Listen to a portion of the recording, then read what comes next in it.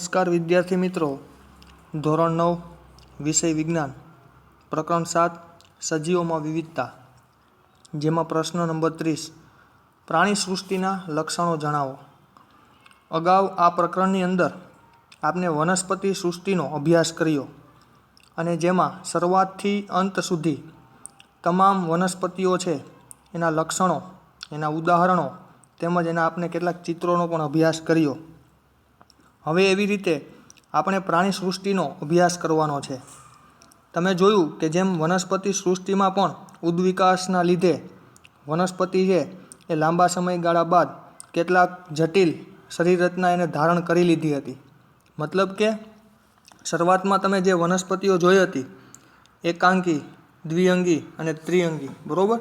એકાંકી એટલે કે એના શરીરની અંદર કોઈ અંગો નહોતા, પર્ણ, મૂળ, પ્રકાંડ આવા. પણ જેમ જેમ સમય પસાર થતો ગયો એમ ઉદ્વિકાસના લીધે એના શરીર રચનામાં બદલાવ આવ્યો અને કેટલાક એને અંગોની જરૂરિયાતો ઊભી થઈ અને એ અંગો છે એનામાં ઉત્પન્ન થયા અને પરિણામે જટિલ શરીર રચના એને ધારણ કરી. છેલ્લે આપણે વનસ્પતિમાં જોયું હતું કે આવૃત અને અનાવૃત બીજધારી વનસ્પતિઓ, અને તેમાં આપણે એકદળી અને દ્વિદળી બીજ ધરાવતી વનસ્પતિઓનો અભ્યાસ કર્યો. આવું જ પ્રાણી સૃષ્ટિમાં જોવા મળશે. આપણે પ્રાણી સૃષ્ટિની અંદર શરૂઆતના પ્રાણીઓથી શરૂઆત કરી અને છેક અંત સુધીના ખૂબ વિકસિત પ્રાણીઓ છે એનો અભ્યાસ કરવાનો છે. તો ચાલો સમજીએ સૌથી પહેલાં પ્રાણી સૃષ્ટિના લક્ષણો. પહેલો મુદ્દો છે સુકોષ કેન્દ્રીય. બરાબર, તમે જોવો છો કે કોષ બે પ્રકારના છે. આદિકોષ કેન્દ્ર એટલે કે અલ્પ વિકસિત કોષ અને સુકોષ કેન્દ્ર એટલે કે સુવિકસિત કોષ. પછી બહુકોષીય. કોષની સંખ્યાના આધારે સજીવોના બે પ્રકાર, એક કોષીય સજીવ અને બહુકોષીય સજીવો. અને વિષમપોષી. વિષમપોષી એટલે પોતાના ખોરાકનો આધાર એ અન્ય સજીવો પર રાખતા હોય. મતલબ કે પોતાનો ખોરાક જાતે ઉત્પન્ન કરી શકતા ન હોય તો આને વિષમપોષી સજીવો કહેવાય. તો પ્રાણી સૃષ્ટિના આ મુખ્ય 3 લક્ષણો છે કે પોતે સુકોષ કેન્દ્રીય છે, બીજું બહુકોષીય છે પ્રાણીઓ, અને વિષમપોષી છે. ત્યાર પછીનું બીજું લક્ષણ, તેઓના કોષમાં કોષ દિવાલ હોતી નથી. તમે જુઓ છો કે પ્રાણી અને વનસ્પતિ મોટાભાગની કોષ રચના સમાન છે, પરંતુ આમ છતાંય વનસ્પતિનું શરીર અને પ્રાણીઓના શરીરમાં ઘણો બધો તફાવત છે. એનું કારણ છે કેટલીક અલગ પ્રકારની અંગિકાઓ છે એ વનસ્પતિ કોષમાં આવેલી છે જે પ્રાણી કોષમાં જોવા મળતી નથી. એમાંની એક અંગિકા છે કોષ દિવાલ. તો પ્રાણી સૃષ્ટિના જે સજીવો છે તેના કોષની ફરતે કોઈ કોષ દિવાલ નથી.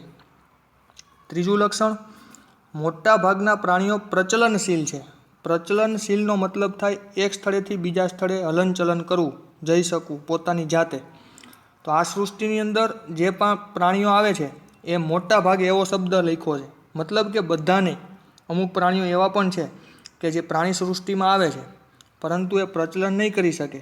આપણે આગળ જોશી પ્રશ્નની અંદર એવા પ્રાણીઓને ઉદાહરણ સાથે, ચિત્રો સાથે સમજશી કે પ્રાણી સૃષ્ટિમાં આવે છે છતાંય હલનચલન કરી શકતા નથી, જે જગ્યાએ જન્મે છે એ જ જગ્યાએ મૃત્યુ પામે છે. તો આ સૃષ્ટિના મોટાભાગના પ્રાણીઓ છે એ હલનચલન કરી શકે છે. આ ત્રીજું લક્ષણ. અને છેલ્લું અને ચોથું લક્ષણ પ્રાણી સૃષ્ટિનું, શરીર રચના અને વિભેદીકરણના આધારે પ્રાણી સૃષ્ટિના પ્રાણીઓને છિદ્રકાયથી સસ્તન સુધીના સમૂહમાં વર્ગીકૃત કરવામાં આવ્યા છે. હવે અહીંયા પ્રાણી સૃષ્ટિ છે, તમે જુઓ કે આખી દુનિયામાં, પૂરા વિશ્વની અંદર પ્રાણી સૃષ્ટિમાં ઘણી બધી આપને વિવિધતા જોવા મળે છે.